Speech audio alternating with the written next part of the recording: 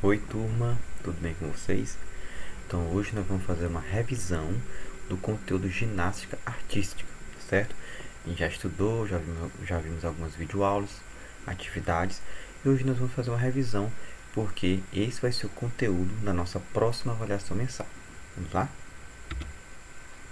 Então o conceito é um conjunto de exercícios corporais sistematizados aplicados com fins competitivos, em que se conjugam força, agilidade, elasticidade. Ou seja, a finalidade da ginástica artística é de competição. As pessoas treinam para competir, certo? E aí nesse treino as pessoas conseguem ter força, agilidade, velocidade, flexibilidade, ok?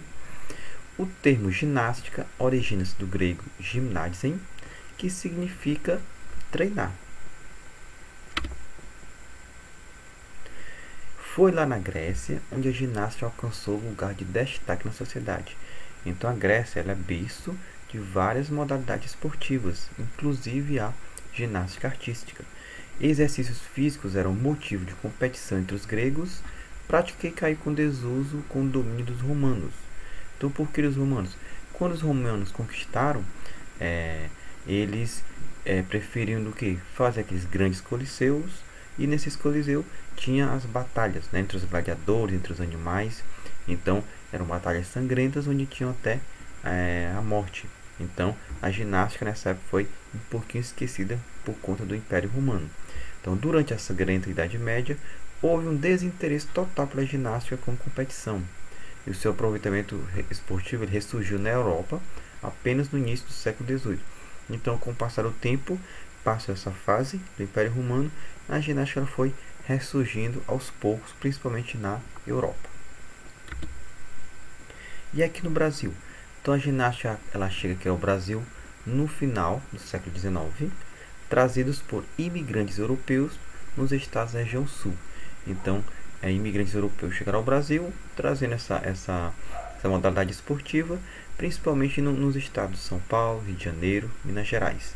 Então, a primeira competição olímpica brasileira foi realizada em Moscou, certo? Em 1980. Então, essa foi a primeira vez que o Brasil competiu em Olimpíadas, certo?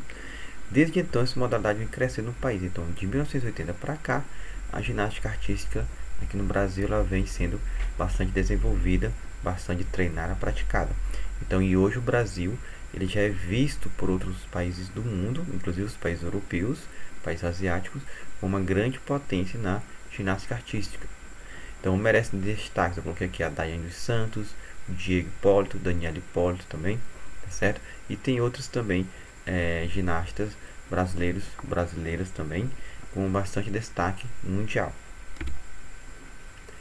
Modalidades. Então, a ginástica artística, também conhecida como ginástica olímpica, baseia-se na evolução técnica de diversos exercícios físicos. Então, vários exercícios físicos, essa modalidade vai tendo uma evolução técnica, certo? Então, eles preferem a perfeição daquele movimento. Aí vamos ver aqui algumas regrinhas. Então, como eu estava falando, o principal objetivo é foco na perfeição dos movimentos.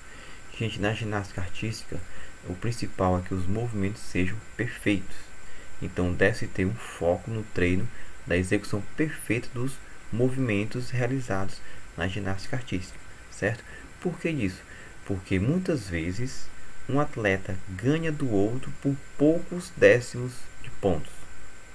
A pontuação é feita por quem? Os juízes vão julgando os movimentos de acordo com aquele aparelho, aquele equipamento, e aí, quanto mais perfeito é o movimento, maior pontuação ganha. Então, por isso, do tanto eles treinarem de forma que tentem buscar a perfeição do movimento. Então, numa sequência pré-determinada, ou seja, eles treinam bastante, os ginastas eles executam uma série de movimentos que ocorrem nos aparelhos e no solo. Então, eles treinam bastante uma sequência a ser demonstrada para os juízes, e eles treinam bastante essa sequência e na hora eles mostram, ok? Aparelhos. Então, movimentos no solo e em diversos aparelhos. Para as categorias femininas e masculinas, os equipamentos são diferentes. Então, tem equipamentos que somente os homens fazem, equipamentos que somente as mulheres fazem, e tem dois equipamentos que tanto o homem como a mulher eles praticam. Então vamos ver primeiro as provas masculinas, os aparelhos masculinos, são 6. Primeiro nós temos o cavalo com alça, né? Faz uma simulação ao cavalo, onde o atleta se movimenta sobre todo o cavalo, tocando o aparelho apenas com as mãos. Vocês podem observar que o corpo dele está bem estendido, ó, somente as mãos tocam no cavalo. Então aqui ele percorre por todo o cavalo somente utilizando as mãos. Temos também as argolas, onde a execução de uma série desse aparelho requer muita força nos membros superiores e na região do abdômen. Por quê? Porque eles mantêm o seu corpo suspenso apenas segurando as argolas, certo? Então as argolas são mais altas, eles ficam empedurados, né, fazendo os movimentos necessários àquele aparelho. Eles só saem do aparelho quando termina toda a execução dos seus movimentos, tá bom? Temos também as barras paralelas simétricas. A série deve ser composta por movimentos que incluem pulso e voo. Então os atletas eles ganham impulsão e voo. Então aqui os atletas eles têm essas duas barras paralelas, eles têm horas que as duas pernas ficam por fora, as duas pernas ficam por dentro, entre as duas barras, tá certo? Ele apoia bastante as barras aqui pelas axilas, tá certo? Mas aqui a gente não se preocupa porque não se machucam, porque essas barras elas são de material apropriado, tá certo? Para não machucar o atleta. São barras também flexíveis, então, ou seja, quando o atleta impulsiona nela, pega impulso nela, ela é flexível, um pouco mais maleável, tá certo? Não é uma barra fixa, uma barra dura, uma barra de ferro, certo? Então aqui ele é material próprio para não machucar o atleta. Temos também a barra fixa. A barra fixa é só uma, certo? Onde a prova consiste basicamente de movimentos de impulsão e voo. Então aqui ele faz voo, faz pulos, faz impulsões, tá certo? Gira para um lado, gira para o outro, tá certo? Tem momentos que ficam também parados, né, estáticos, em cima da barra. Bom, então esses movimentos da barra fixa, onde somente os homens eles praticam. Temos agora o salto sobre a mesa, onde o atleta corre e se impulsiona a partir de um pequeno trampolim até a mesa. A partir da impulsão, o ginasta aproveita a fase aérea para fazer movimentos específicos do esporte. Então é o seguinte, vocês podem observar aqui o seguinte. Aqui tem um caminho para ele percorrer, ele vem correndo. Aqui é um pequeno trampolim, ele pula esse trampolim e aí que ele ganha o que? Velocidade e impulsão. Aqui ele toca na mesa, tá certo?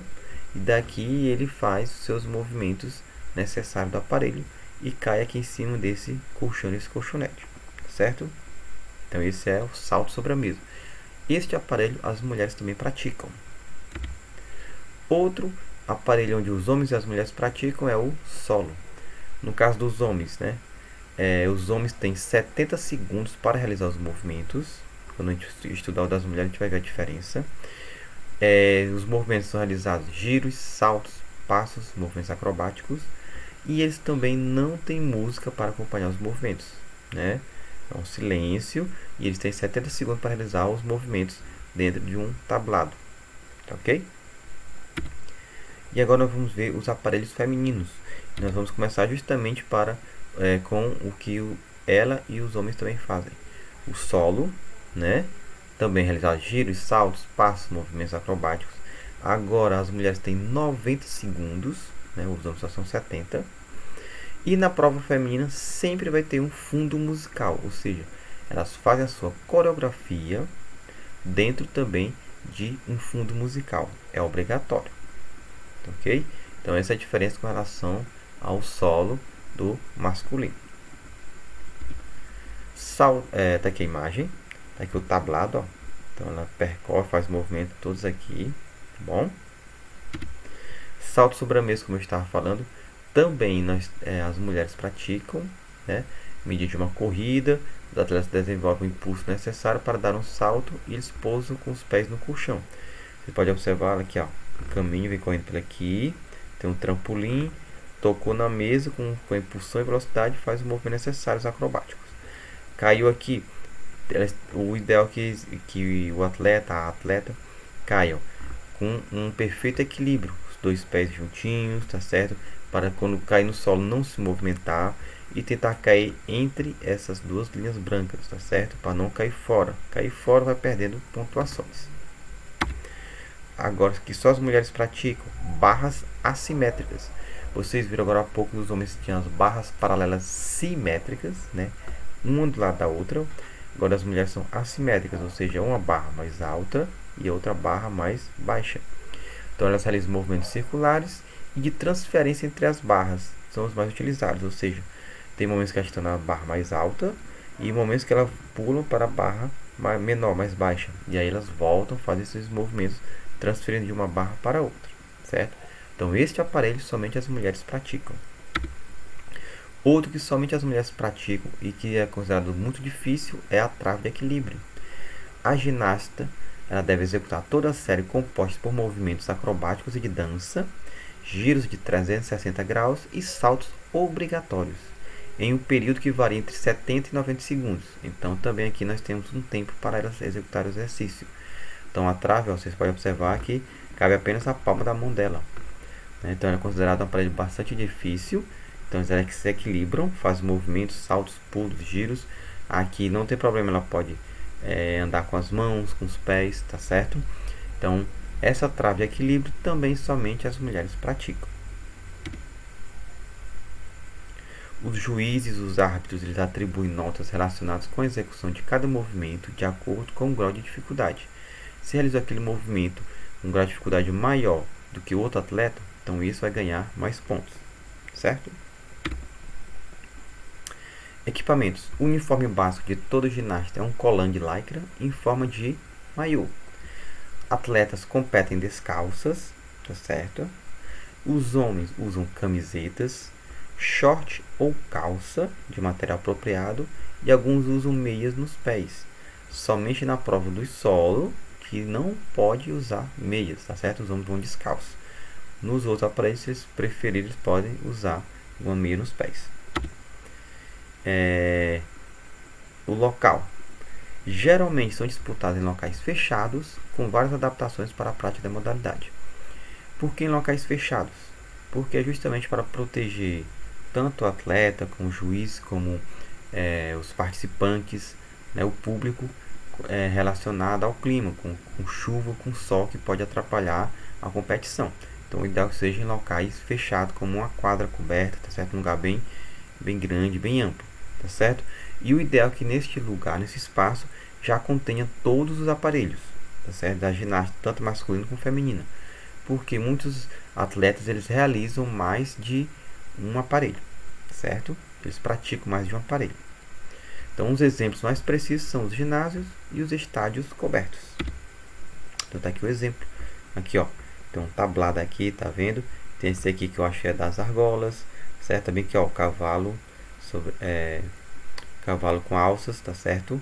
Então, aqui tem vários aparelhos, tem mais mais aparelho lá do outro lado, tá certo? Aqui já fica a banca dos juízes, tá certo?